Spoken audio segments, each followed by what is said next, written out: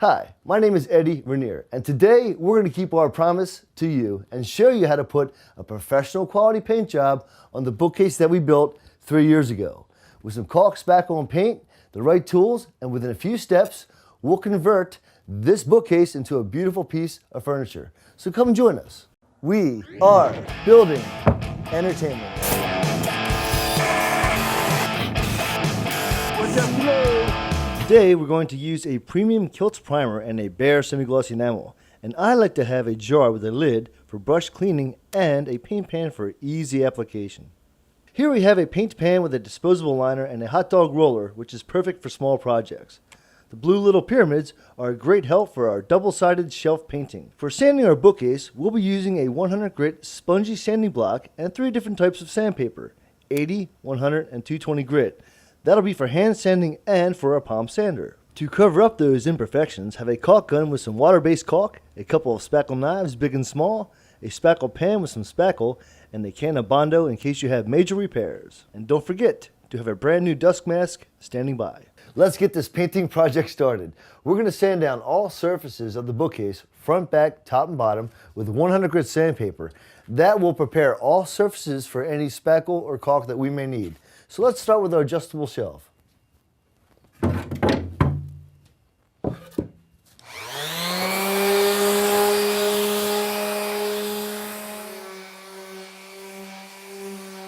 Let's speed up our work to save some time. I like to sand down each section with the palm sander first, and then clean it up with a hand sand. And go ahead and feel with your hand to detect any unsmooth surfaces. Now's the time to countersink any fasteners that may protrude the surface.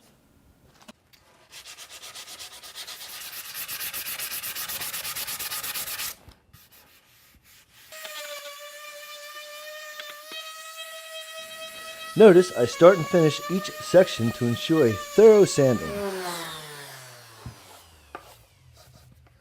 Okay, our adjustable shelves are now sanded.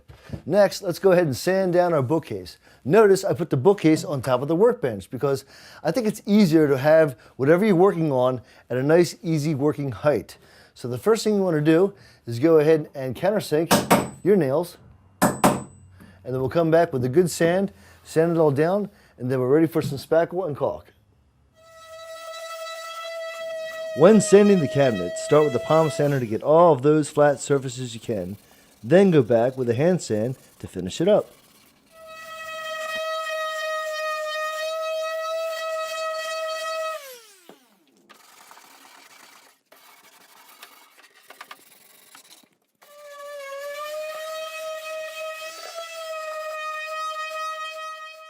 In some areas, you can see and feel the difference where the wood joins together. So go ahead and sand down whatever it takes to make them nice and flush. Where the crown moldings meet at the top corner, it is important to flush out all edges to ensure a professional finish.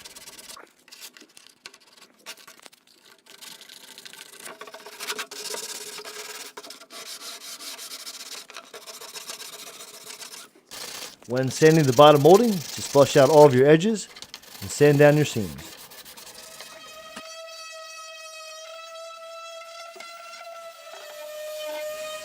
And don't forget to sand down every part of the bookcase since we'll be painting the whole thing.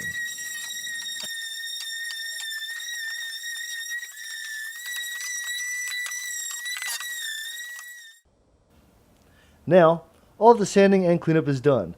Let's go ahead and caulk and spackle where needed. The gap where the molding meets the cabinet is a long, thin opening, a perfect place for a caulk bead. The goal of the caulk bead is to close up the gap, so with a wet finger and a damp cloth, remove any excess caulk that doesn't fill the gap.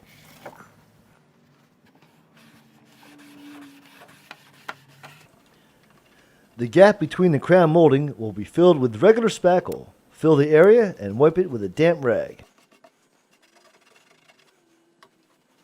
When cleaning up around the crown molding, grab yourself a small tool to help remove any excess spackle. It is always best to clean up as much spackle or caulk when it is still wet.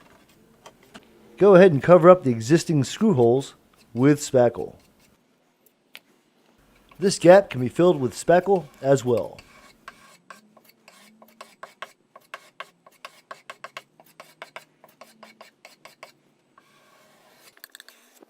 Now that the shelves are sanded, let's go ahead and fill the gaps and holes and then get a good cleanup.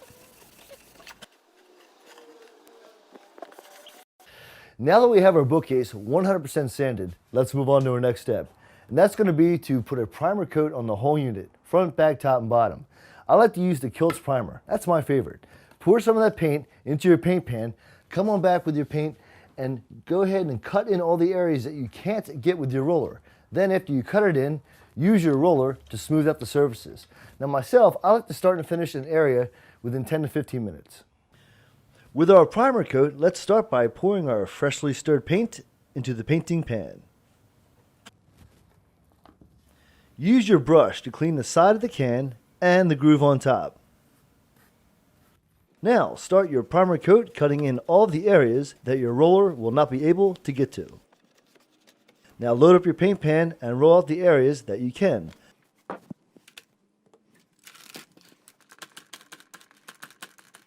The roller smooths out the brush strokes and gives a finished look to all flat surfaces.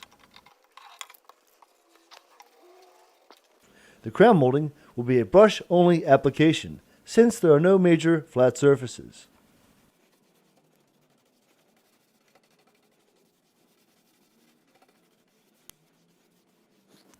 It's always a good idea to start from the inside and work your way out with a cabinet like this.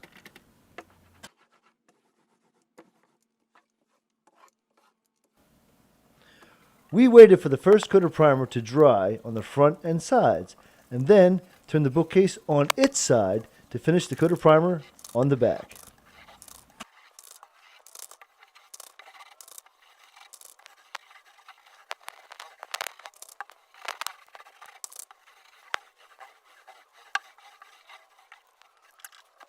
The shelves were painted on the bottom and sides first. Then, after they dried, we flipped them over and primered the top.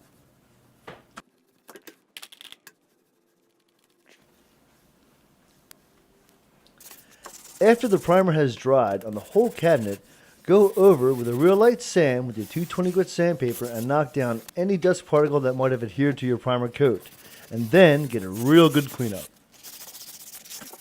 The primer coat also highlights any imperfection that may need attention. When sanding the moldings and surfaces, be careful not to oversand.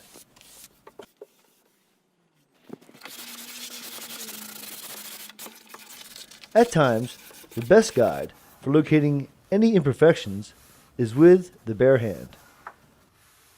So with our 220 grit sandpaper, I went ahead and sanded down all of that primer after it dried to make sure there's no little bumps on top of it.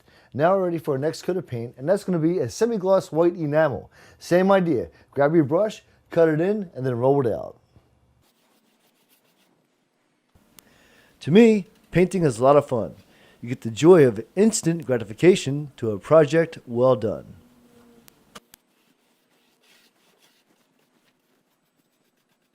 So now that our first coat of paint dried overnight, we're ready for our second coat. But before we did that, we went ahead with our 220 grit sandpaper and just sand down all the rough spots and any drips that might have occurred.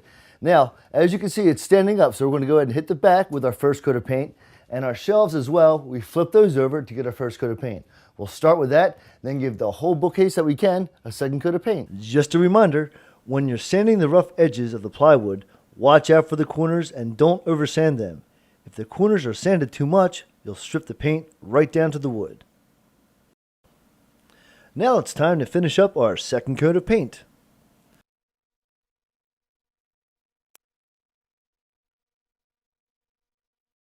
Okay, home stretch. That second coat of paint is dry. And what I did with my hand actually is went over with a hand sand and just felt to see if there was any little particles on top of the paint. And there was a couple, so I went back with the 220 sandpaper and hit it very lightly. Now, our third coat of paint is the most important because it's our last coat of paint. So make sure you put a real nice uniform coat over the whole unit. After your third and final coat of paint, the shelf support holes might need to be cleaned out. So go ahead and grab a drill bit the same size as the inset of the shelf supports. Drill them out very carefully, and this will make for an easy adjustable shelf application.